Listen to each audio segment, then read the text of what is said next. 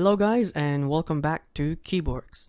Today we will be looking at the TTC Gold V2 Red switches. Let's get started. So let's first start with the design. Just like the tactile variant, the switch housing is very unique in terms of its appearance. So let's go over them very quickly. Both the top housing and the bottom housing are the same. There's no difference whatsoever, but the springs, if you look closely, are different from each other, so that's something. But they feel the same. They just look different, they feel the same, so nothing to talk about there. Now, the obvious design is in the switch stem. Instead of it being brown and tactile, it's red and linear. That's it really. Here's a close look from the side, and here's a close look on the front where the legs are. Here's the switch in action without the top housing.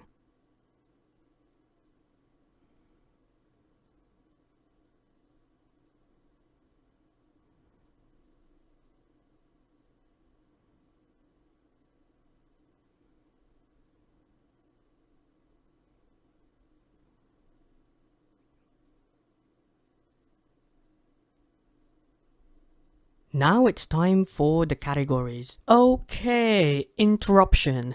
This portion is being recorded after everything has just been done, and I forgot to mention one small thing. These switches had a 3-day break-in period, and they were a lot scratchier before, but the scores I'm giving these switches represent their current state, not before. Just thought I'd mention that. Okay. Back to the usual review. We're going to start with the usual, which is smoothness. And it's pretty average. It's better than the Cherry Mix Red in a side-by-side comparison, but I would be hard-pressed to feel the difference in a blind test. And mind you, the difference between the Cherry MX Brown and the TTC Gold V2 Brown was more significant. And I suspect this is because there is more competition in making a smooth, contact-based linear switch, but who knows. The switch is a solid 5 out of 10, which is the same as the tactile variant. Now for the weighting. It's basically the same as the tactile variant at 45 grams, which is too light for me, and heavier options would have been great. So this gets the same score of 6 out of 10. The sound is average. It's very similar to the tactile variant again, but with a noticeably less ping, although it doesn't score any higher than a 5 out of 10. Typing performance was average for the most part.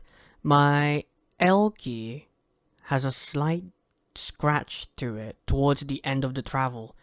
It sounds a little scratchy. Listen to this. So there's an inconsistency problem, although it's just one key, so it's not going to affect the score, and it gets a 5 out of 10.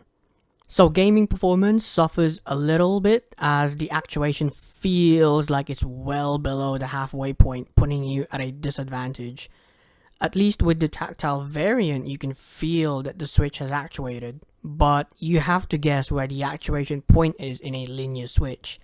And I guess I just couldn't get used to it for gaming. I just felt like the actuation point was putting me off my game, so I can't really recommend this for gaming. In total, the final score for this switch is 26 out of 50, which is down by 1 point compared to the tactile variant because of its worse gaming performance. With that said, here's a typing demonstration of me typing on the TTC Gold V2 Red switches.